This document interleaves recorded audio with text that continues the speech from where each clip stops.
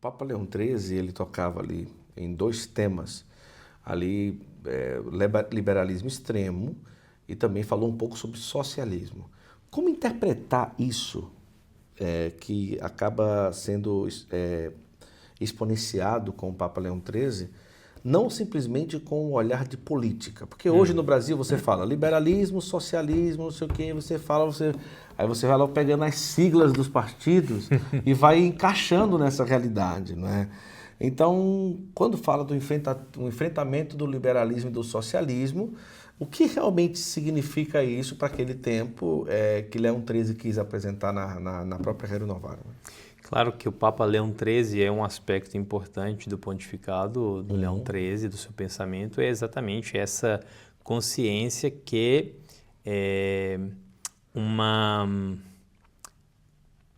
o ensino da igreja precisa dialogar também com esse aspecto político, né, com esse aspecto da vida do ser humano. Toda a sociedade se organiza. Aliás, até a palavra política, hoje a gente tem até um certo preconceito, às vezes, né? Mas a palavra política nasce desse contexto, né? Polis, a cidade. Política é a lei que rege a cidade, a vida do cidadão, né? O ser humano é um ser político, já diziam os filósofos gregos, né? Sim. Então, assim, nessa perspectiva mais ampla, a igreja precisa saber dialogar com a realidade do cidadão, né, da cidade, a vida comum. Então, nesse aspecto, o Papa Leão XIII, ele é alguém que teve essa sensibilidade da importância de considerar aspectos políticos também no ensino da igreja. O contexto do final do século XIX, que é o contexto naquela época? É um contexto problemático em nível político. A gente tem aí um contexto de imediato ao contexto das grandes guerras, que na verdade são um pouco resposta àquelas questões efervescentes do final do século XIX. Não precisa atender? Não então, precisa. Tá não. O pior que é assim, ó. É minha esposa. Aí o senhor falou de guerra? Pronto. Então manda uma saudação para a esposa.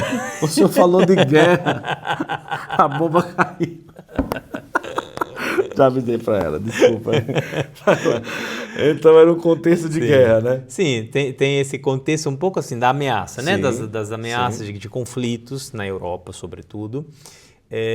Mas também o contexto do avanço das ideias socialistas, com uma corrente ateísta, materialista, né? Vamos entrar aí nesse aspecto. E também o início de toda a filosofia liberalista, capitalista, que cresce nessa época. A gente também tem que dizer ali, é o início dos governos democráticos. No final do século XIX surgem vários governos republicanos na Europa, a França com toda a questão da pós-revolução industrial, a queda da monarquia, todo o século XIX foi um século ali na França, por exemplo, marcado por essa alternância em governo monárquico, governo democrático, governo republicano, monárquico e republicano, né? Aqui na Itália, por exemplo, 1870, tem a queda dos Estados Pontifícios, a instauração do governo italiano.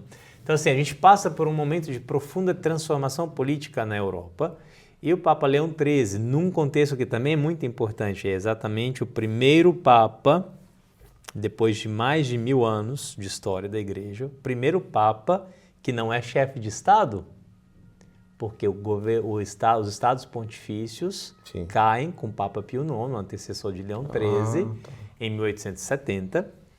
Então, em 1878, quando o Papa Leão XIII é eleito Papa, é o primeiro Papa que não tem autoridade como chefe de Estado, né?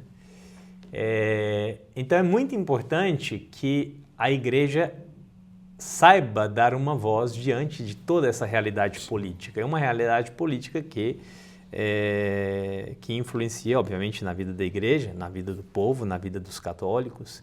Então, o Papa Leão XIII, com essa com a Rerum Novarum, mas também com outras muitas encíclicas. Aliás, o Papa Leão XIII, eu ia curiosidade, falar sobre isso agora. é o Papa que mais escreveu encíclicas na história da Igreja. O Papa 86 Leão, encíclicas. Sim. É muita coisa, gente. Sim. É muita Que, na coisa. verdade, é uma coisa também muito interessante, porque o que é a encíclica? A encíclica é um texto do Papa que é enviado para todos os católicos. Isso. Esse é, o perfil de uma encíclica, é que é um texto universal. Não é um dogma, mas é a voz da igreja. É voz da igreja direcionada a todos os cristãos, diferente de outros textos pontificais, né, do Papa, que às vezes é dirigido especificamente a alguns grupos de católicos, né?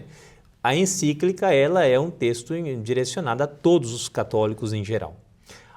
Geralmente é até o título aos católicos, cristãos e aos homens de boa vontade. Isso é sempre assim. Então, assim, é um texto universal. Por que era necessário intensificar a prática de escrever encíclica? Por que isso acontece com Leão XIII?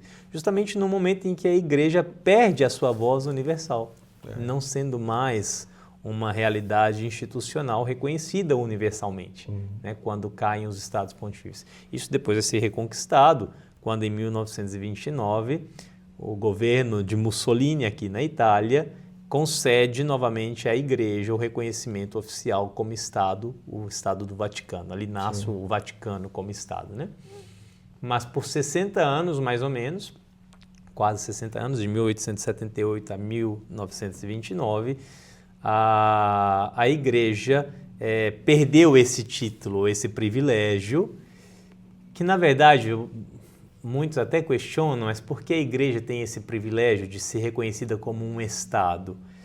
É algo importante justamente por essa compreensão de si mesma da Igreja, não é a Igreja universal, a Igreja que é chamada a dialogar com todos os povos, né? Que quer ser instrumento de salvação, porque leva o Evangelho a todos os povos. E justamente no contexto em que isso não é feito mais pelo poder temporal, ou seja, pelo poder como Estado, a Igreja precisa reforçar o seu poder espiritual, ou seu papel como guia espiritual, e um instrumento eficaz para isso é justamente as cartas encíclicas. Então, o Papa Leão XIII é o grande autor de encíclicas, o Papa que mais escreveu encíclicas na história da Igreja. Será que o Leão XIV vai superar? Olha... Quantos anos do pontificado Leão XIII? 25 anos, hein? Tem chance, viu? Tem chance. Tem 69 anos só, né? Pode superar chegar. Isso daí. Além disso, o Papa Leão XIII tem um outro recorde. É o Papa que mais viveu. O Papa Leão XIII morreu com 93 anos de idade. Foi o Papa mais velho da história da Igreja, de toda a história da Igreja. Na verdade, o Papa Bento XVI, sabemos, morreu com 95, mas já era emérito, né? Então, assim, o Papa que morreu com maior idade, sendo Papa, né? Estando no cargo de Papa.